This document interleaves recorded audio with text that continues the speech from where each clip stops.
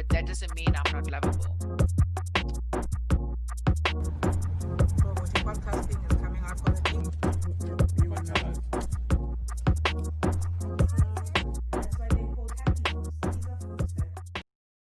Today, we are joined by MPP Tibollo, who is a member of Parliament of Vaughan Woodbridge, and he is the Associate Minister of Mental Health and Addictions in the province of Ontario in Canada. So thank you for joining us, MPP Tibollo. My pleasure to be here this morning. So now, mental health and mental illnesses affect a lot of us in a lot of different ways, and the impacts that mental health have on us, they can have very complex solutions that no one government can solve and have the answers for simultaneously. So as Ontario's first Associate Minister of Mental Health and Addictions, what have been some of the challenges that you've faced? Well, one of the things that we found very early on, and it's actually something that's been seen in terms of the province, is the fact that our system is broken. Our system in the province is based on a lot of organically grown organizations providing services to people that are in need of mental health and addiction supports. And when I say organically grown, what I mean is the government has failed. The past governments have failed to build a comprehensive mental health care system to look after the needs of the people. So when I became the minister, one of the first things they said to me is, "Oh, you've become the minister of the orphan child of healthcare." And I didn't understand what exactly they meant, but what ends up happening is that mental health, partially because people don't like to talk about it because of the stigma associated with mental health and addictions for that matter, we don't talk about it, therefore we don't fund it, or we don't need to fund it. And of course, if you are a mother or a father or a brother or a sister, and you have someone that's in need of support, what ends up happening is when you don't find that support, you end up creating your own organization to help that brother, sister, child. And what happens is that other people are pulled to you because they realize that you've started something that is filling a need that didn't exist before. The need existed, but the solution wasn't there.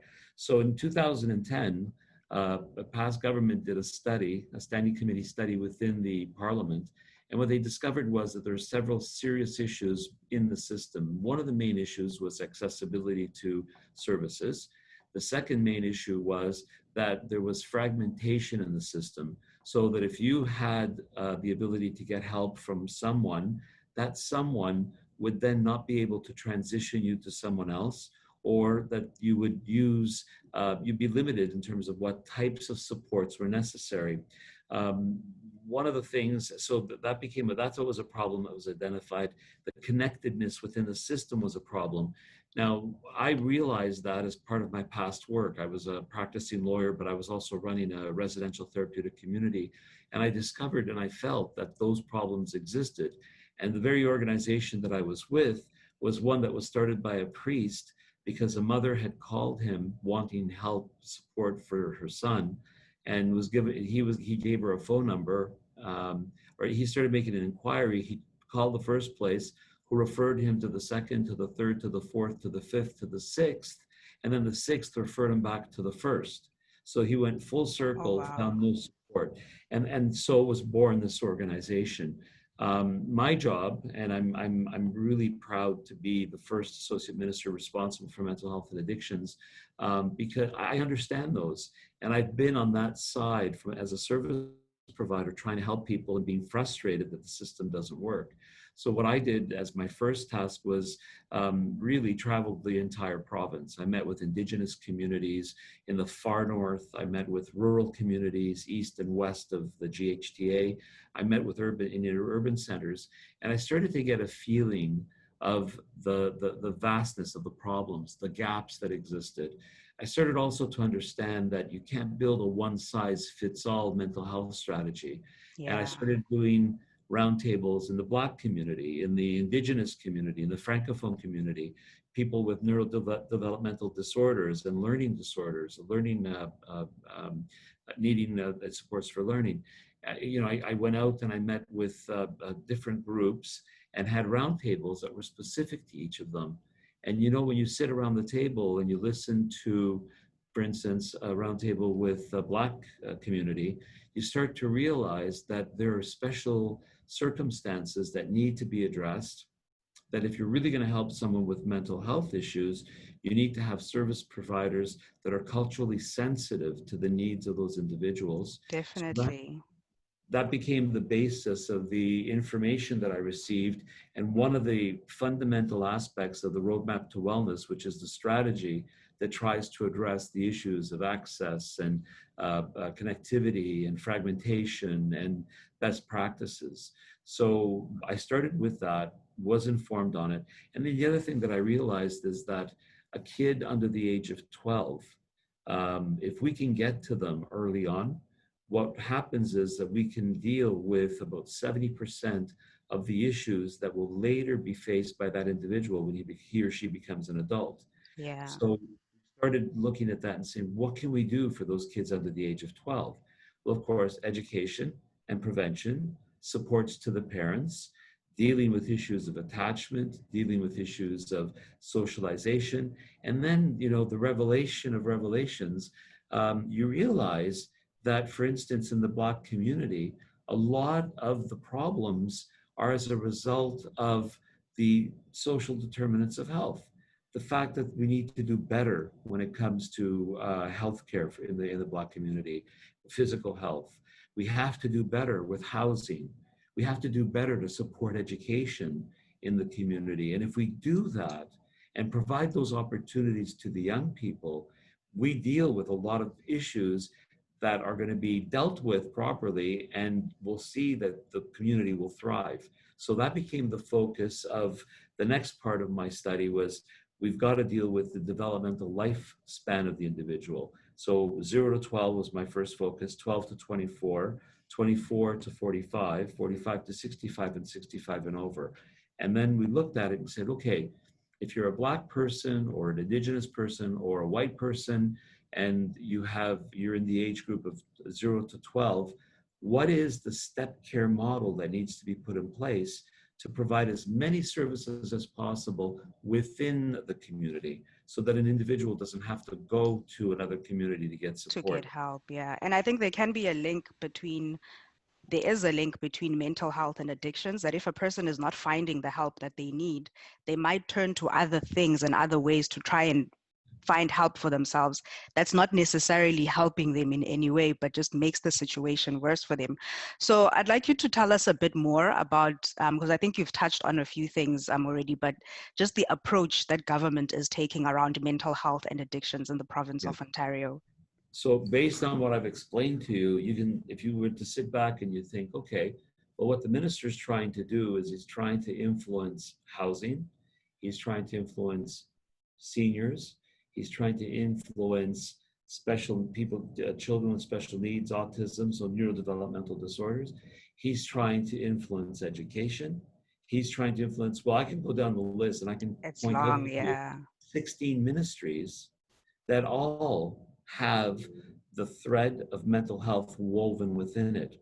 So in order to be successful, again, when we look at a biomedical model of care, we basically deal with the body, look at the physiology, give a pill and say, okay, you're going to get better if you take this pill and follow my instructions.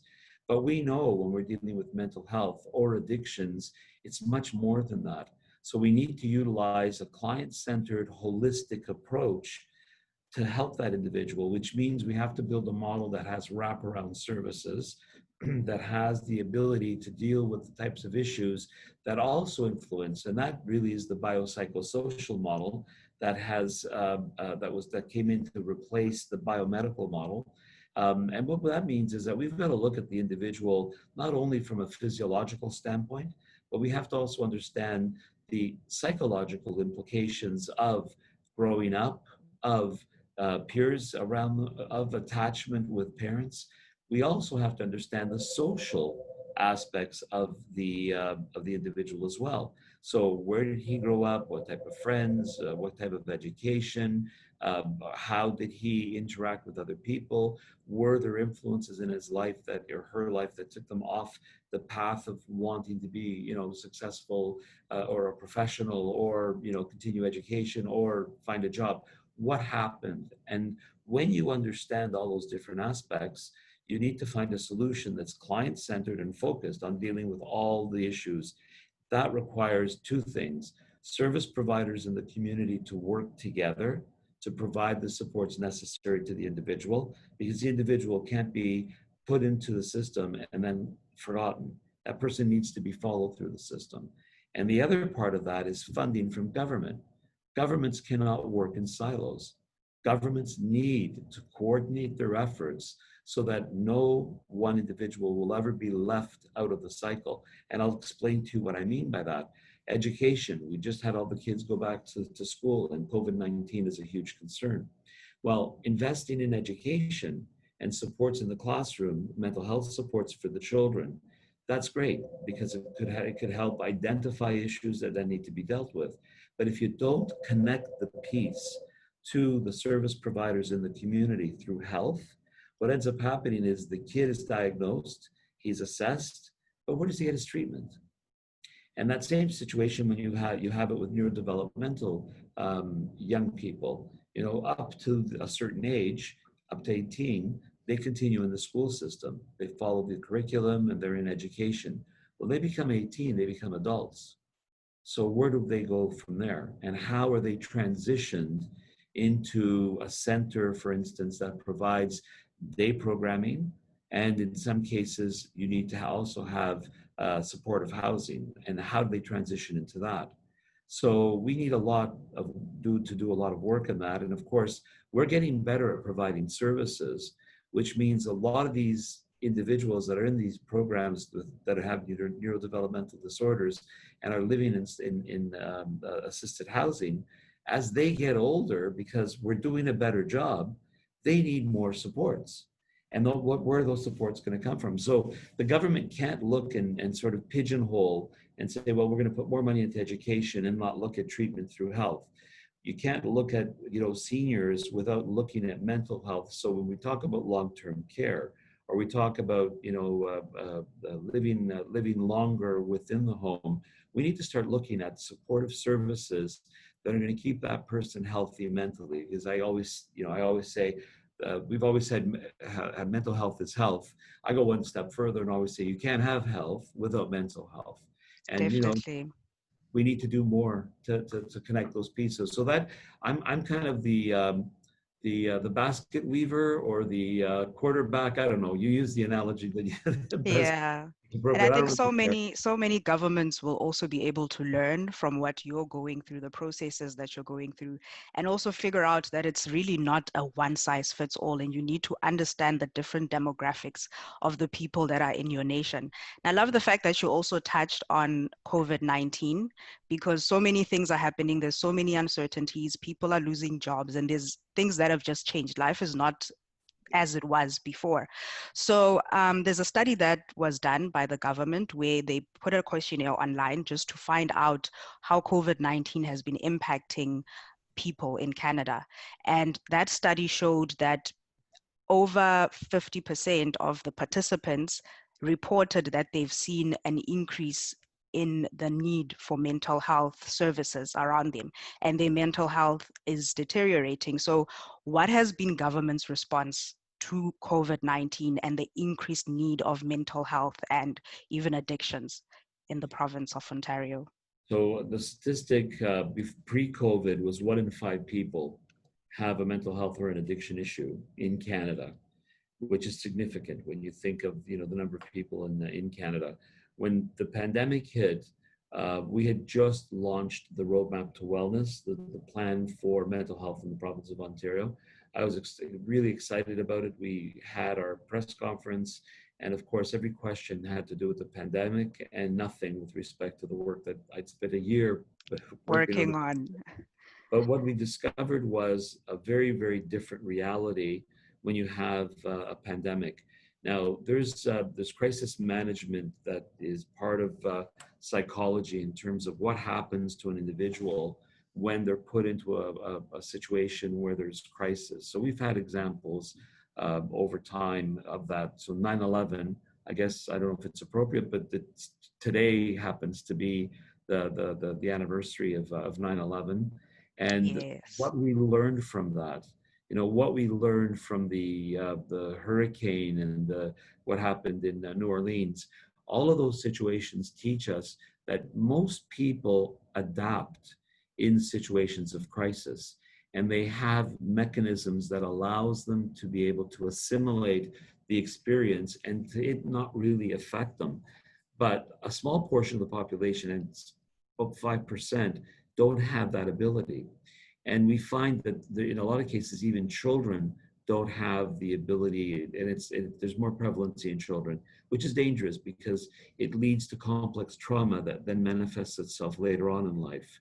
And in a lot of cases with adults, so someone losing their job, a woman who has a career, who has children, a spouse or a partner, all of a sudden finds herself at home having to become a teacher to the kids because they're not going to school, having to look after the household, having to look after business remotely, having to do all these stresses and pressures. And we found again with women, 70% of women, 70% in the province have experienced a mild to moderate depression and anxiety. And we're talking women between the ages of 18 and 54.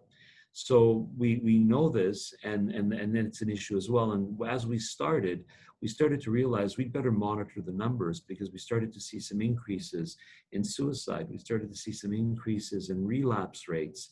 And in order to understand why you're having the problem, you got to understand what the underlying issues are. And of course, in a pandemic, which is something we've never experienced before, one of the things that happened is a lot of the healthcare workers that were working in the community groups all went back to the hospital. And so we started losing the ability to have professionals helping people. AA meetings and NA meetings were canceled. Why? Because when you shut down the churches, right, because of COVID, guess what? The basements are shut down as well. And that's where most of the meetings take place every week. So all of a sudden, I started really seeing relapse rates increase, and I'm thinking, well, that's really strange. Why? And you find out that it's because of that, because there's no place to meet, and the social bubble. And so, how do you fix that problem? So we've learned a lot, and that resulted in the creation of a mental health command table, and it informs health, but it also informs economics and the development of economic activity so that we understand what we need to do. So we know that restaurant owners and small businesses are suffering. Well, what are we doing as a government to provide supports to those individuals financially, but also mentally? Because if we don't provide those supports mentally, the individuals cannot function. They have difficulty functioning. So what we've learned from the pandemic is that we need to do a lot more work. We need to underscore and understand what happens in a crisis situation and what remedies, what solutions can we put in place.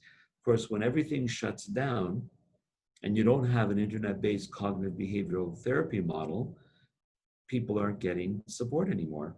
Well, we were working on a program and we launched it very quickly. We invested over $12 million, and I made an announcement just yesterday about additional investments being made in virtual healthcare.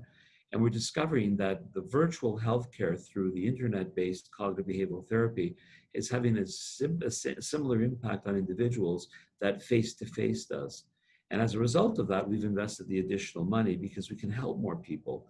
And again, if I had a mental health issue, I mean, I'm very vocal about things. I would certainly say, look, I'm having a problem, anxiety, depression. It's very difficult to get people to say that. But when you have an internet-based program that's confidential, paid for by the government, and allows you access to assessment tools, and then to a therapy that's being monitored by someone who's an expert. So if there's any issues that come up, if anything's flagged, the individual intervenes.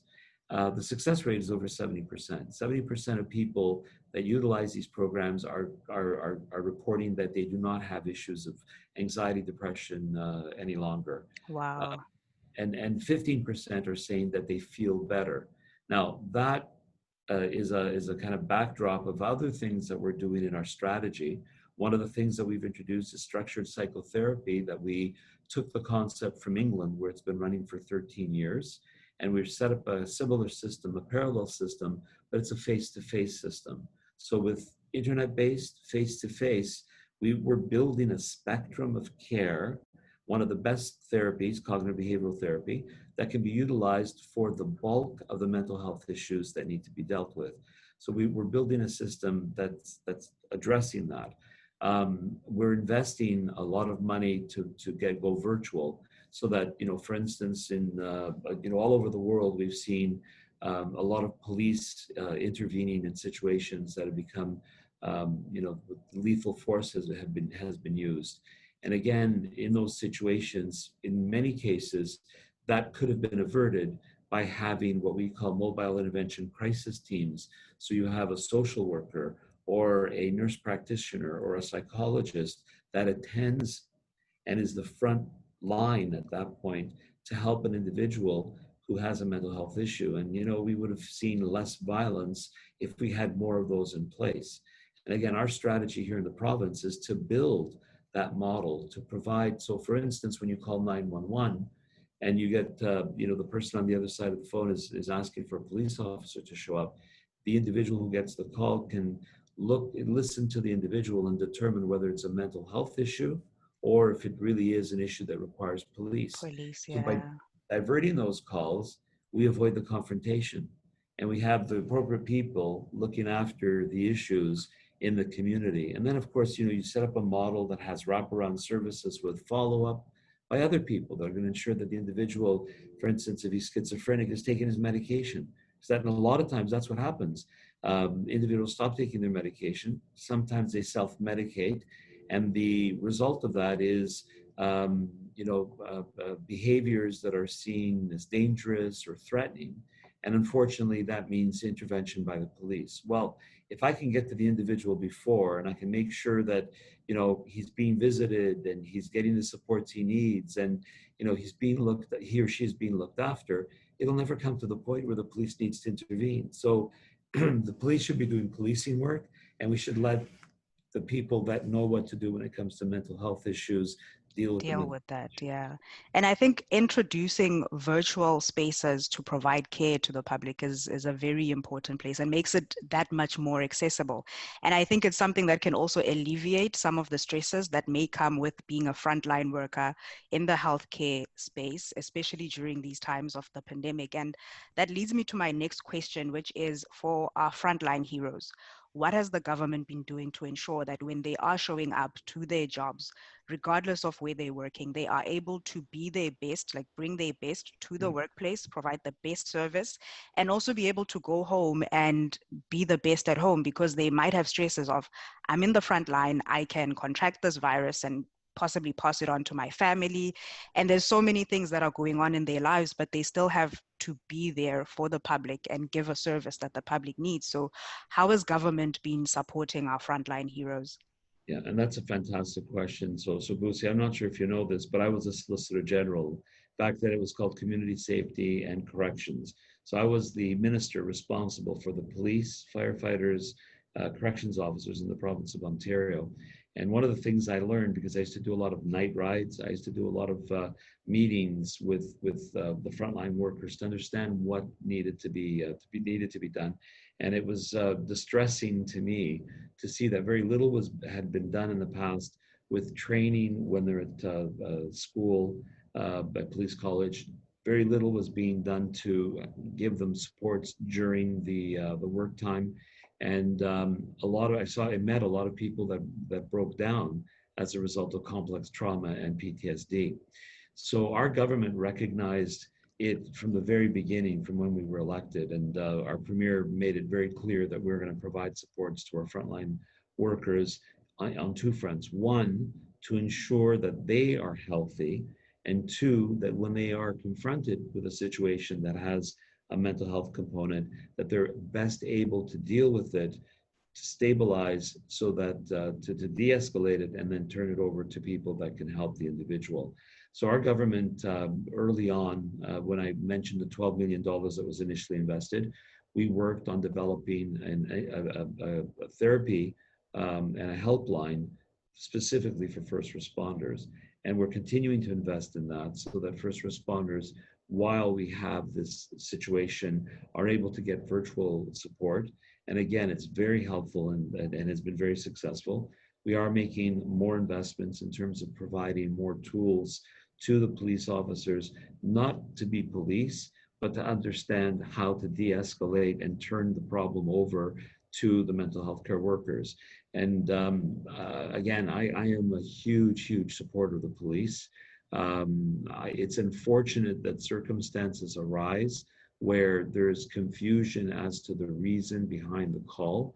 But I think the way we fix that is by investing money in providing the supports that are needed, which is more mental health care workers helping individuals in the community and helping police officers identify the difference. You know, in a lot of the cases, and I can't get into a lot of the details, but a lot of the cases I get the reports, and it's a misinterpretation. Older police officers, I guess because of their street sense, because of their train, not so much training but experience, are less likely to draw their guns. The younger police officers, and I think it's because of lack of experience. I don't think there's a police officer that is intentionally looking. Well, there's always the exception, but the majority of our police officers are there to serve and protect all citizens. And I think what we need to do is better define their role by providing the appropriate supports to do a separation of responsibilities. And I think that in the long run is going to hold itself to be the right answer in the situation. You know, police officers, there's always going to be an element of criminality, but the majority of people aren't, you know, it's a small percentage. And where that line, where the transition is, where, you know, it's something to do with mental health. I mean, we all have a bad day. And so if you walk out and the police officer hears you yelling and screaming and sharing, you know, and kicking your car, it's a bad day. It's not necessarily, and we all, I mean, you mentioned it before about mental health and addictions. We all have mental health issues. I have mental health issues. There are days that I get up and, you know what, I'd rather stay in bed. But, you know, you learn mechanisms to make you feel focus and be able to move forward. Yeah. Anxiety, you know, if you don't feel anxiety to a certain extent, you know, I'm sitting here having a chat with you. Well, I'm a little anxious because I don't know what kind of questions you're going to ask. I don't know where we're going. So, you know, but that's healthy, right? A little anxiety is healthy. When it becomes overwhelming, though, people have to know that there's help for them. They have to know they can reach out. And again, I'm really big on building therapeutic alliances with individuals on the basis of understanding each other. It's very difficult for me to sit across from a Black man and try to help him not having lived or walked in his shoes. So I'm more interested in finding a Black man who can be empathetic to the issues that a Black person has and providing him the resources to be, or her the resources to help that individual. And that goes for every community. Yeah. Every community. I think that's the way it needs to be, because it's easier for a Black person to build a therapeutic alliance with another Black person, or Indigenous to another Indigenous person. And we lose precious minutes, precious hours when we try to build that alliance. You know, again, there are specialists that are able to do it, and that's fantastic. But I think the right answer to do is let's invest in people. Let's invest in the Black community to get more psychologists and psychiatrists. Let's do that with the Indigenous people of our country. Let's do that with, you know, people that understand neurodevelopmental disorders, because they then are best able to understand the needs and inform governments as to how investments should be made. Yeah. Yeah. Your office is doing really incredible work, and you are constantly on the go, moving from meeting to meeting, having commitments that you need to fulfill. My last question for you is, how does MPP Tibollo take care of himself? How do you take care of Well, yourself? if you go to my Facebook page, you'll see that I have a few hobbies. One of my hobbies is beekeeping. So I have 54 beehives, and I spend my free time, if I can squeeze it in. Bees are very industrious and very they don't need a lot of care. You just have to be there at certain times to make sure that you give them, if they need the water because of a dry period, or during the period of time that there aren't flowers, that you feed them, and then you winterize them. There's a few things you need to do. Because that's one of my hobbies. The other one that you probably will find funny is I grow hot peppers. So I can I grow everything from I'm not interested. I have a few lighter, maybe 5,000-7,000 Scoville type peppers that I kind of like, just kind of enjoy with dinner. But I, Yeah. I have peppers starting at 50,000 Scoville, going to 2.5 million. So that is Wow.